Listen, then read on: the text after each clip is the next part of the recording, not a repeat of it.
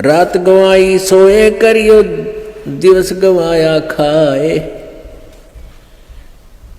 हीरा जन्म अनमोल था, ये कौड़ी बदले जाए।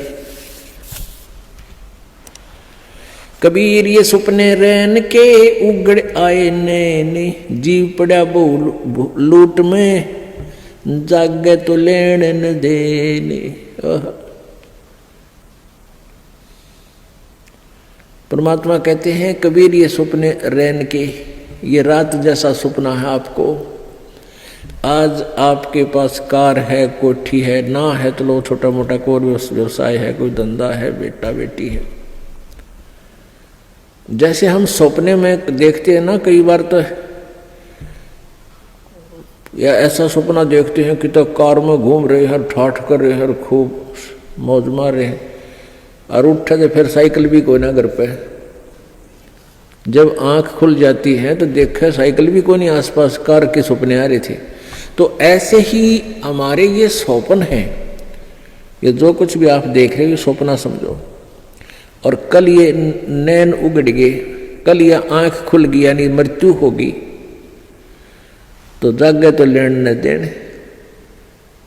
अब वहां धर्मराज के दरबार में विचार आवे इसको जाकर के, अरे बेटा था, बेटी थी, कहाँ थी, तेरे की कुछ भी ना था, उन्हें धक्के खा रहा था, मतलब सपना था वो।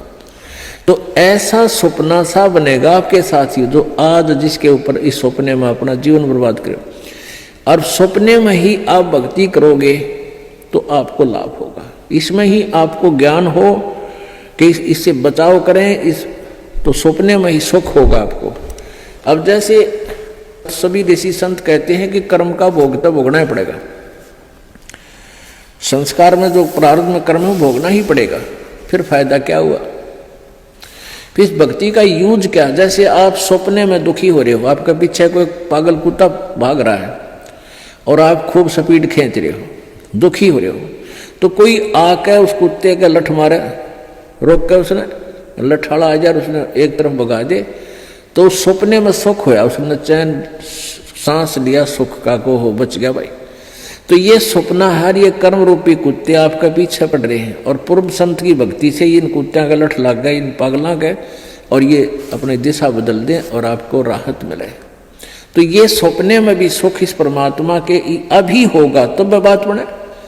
अब आँख खुले बस दापे ना, कुछ भी ना था वो, जैसे टेंशन हो रही है, काम अड़ गया फला, जो कोई टेंशन है, किसी काम में रुकावट आ रही, परमात्मा सपने में ठीक करे जब चैन है। और ये कहने पर आप तो भोगना ही पड़ेगा, सपने में दुख तो दुख रहेगा, तो वो थ्योरी ठीक है नहीं है, उनकी मन गणत है, उनको अध्यात्म ज्ञान नहीं है। आजकल के 5 दिन ये जंगल होगा बासे, ऊपर ऊपर हल फेरा ये ढोर चरेंगे घासे। आजकल या 5 दिन अर्थात एक ना एक वो दिन आएगा, आप जी का जंगल में वास होगा, आप जी का शरीर छूटेगा और आप जी को शमशान घाट पर शरीर का अंतिम संस्कार हो जाएगा।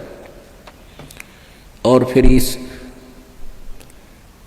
तुम्हारी जो है ना मिट्टी के ऊपर ढोर फिरा करेंगे, डांगर हंडेंगे, घूमया करेंगे। 8 जने जो लाकड़ी और केस जले जो घासे, सब जग जलता देख कर ये कबीर भया उदास।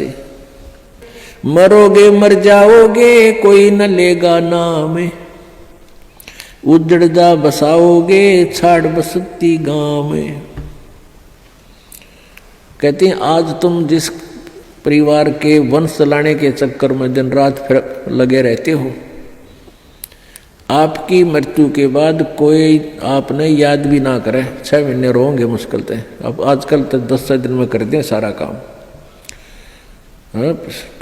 70वीं वीर, वर्षी वीर, महीना वीर, वो 13वीं भी 10 दिन में करके फारे कर दें। कोई आज आप अपने दादाजी को कितना याद करते हो? कभी कोई पूछला, गांव को पूछ ले कि किसका है कहाँ से, फिर जब फलाने दादा का नाम कभी बताना पड़ जाए, जब न तो कहो ना याद करता दादाजी ने।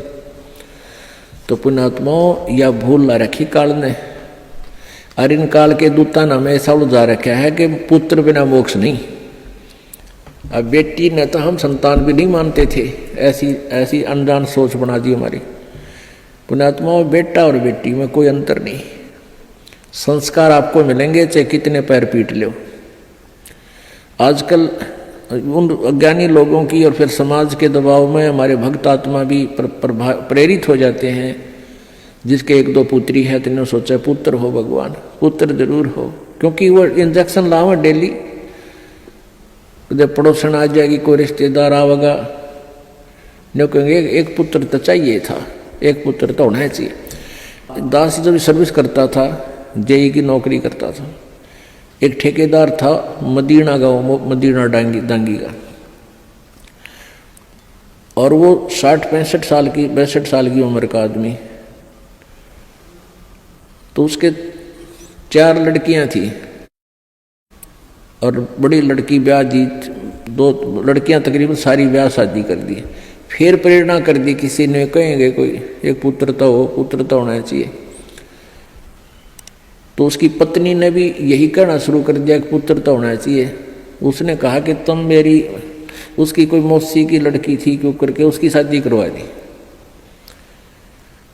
अब वो बताओ, खुद बताओ था, बोला जी ऐसा हुआ, वो फिर जड़वा 2 लड़की होगी उसके, 5 तो पहले थी और 2 के और आने लगे, फिर वो छक्के। मैंने तो ऑपरेशन करा कर पांडा छुटवाया उसका। तो परमात्मा कहते हैं या हमारी बॉडी 8 से, परमात्मा जो देगा वही होगा, और अगर आवश्यक होगा, अब आपके पास वो परमात्मा कबीर है, कबीर जी वो है, अगर आपके संस्कार में कोई सुयोग्य संतान होगी तो पुत्र भी दे देगा। ना तो आज वर्तमान के 80% पुत्रों से ये माता पिता दुखी है। पुत्री तो शादी कर दी हुई पराई, यहाँ रहती है तब आपका पूरा काम करे, कभी आज्ञा का अवहेलना नहीं करती लड़कियां, और पुत्र छोटा ऐसा लाग जा रहा, खोए अलान ना करूं क्यों, और बेटी कभी नहीं बेचारी मना करती। तो हमने इन अज्ञानी अनजान ऋषि संतों के अज्ञान के कारण हम इतना भेद बना बैठे थे एक आत्मा में, आत्मा वही बेटी और बेटे की। तो इस प्रकार हमारी इन नकली संतों ने हमारा समाज व्यवहार कति बिगाड़ दिया, हमारी सोच बदल रखी थी, जिस कारण से हम आधे से ज्यादा तो न्यों दुखी रहा करते थे। अब वर्तमान में आप देख रहे हो पुत्र, ये बुरी बात नहीं है पुत्र है अब, लेकिन इस ज्ञान को प्राप्त करके आपका फिर पुत्र हो चाहे पुत्री आपको दुखी नहीं करेंगे, क्योंकि वो बचपन से इस ज्ञान में भगवान के रंग में रंग जाएंगे, और परमात्मा की शक्ति आपकी भक्ति से आपके साथ रहेगी। और मान ले कोई छोटा मोटा संस्कार में कोई निकम्मा बालक आ भी गया तो उसने मालिक ठीक करेंगे, सीधा करेंगे, उसको किसी प्रकार भी करें चाहे, आपको दुख नहीं होने देंगे। तो इसलिए परमात्मा की हम चाह में भटका करते थे कि वो सारे ही सुख दिया करता है। कबीर हाड जले लकड़ी जले और जले जावण हारे, और देखण आड़े भी जले, अब किस्तें करूं पुकार। अब परमात्मा कबीर जी कहते हैं कि जो किसी की मृत्यु होगी वो तो जले, और जो उसको जलाने जाएंगे एक दिन वह भी जलेंगे, और जो देख रहे हैं खड़े होकर के फलाना मर गया देखो उसकी चिता जले है, और वह भी जलेंगे एक दिन, उनको भी वहीं जाना है। पर वो बुद्धि इतनी काम ना करती, इतना दबाव है हमारे ऊपर, प्रेशर है, नशा है, हमने डर ना लगता कि हम भी वहीं जाना है, हमने भी एक दिन वहीं जाना है। वो दिन याद कौन रखते हम, और वो अब याद रहेगा। मौत बिसारी बावड़े तन अचरज किया कोने, तन माटी में मिलेगा जो आटे में लोन।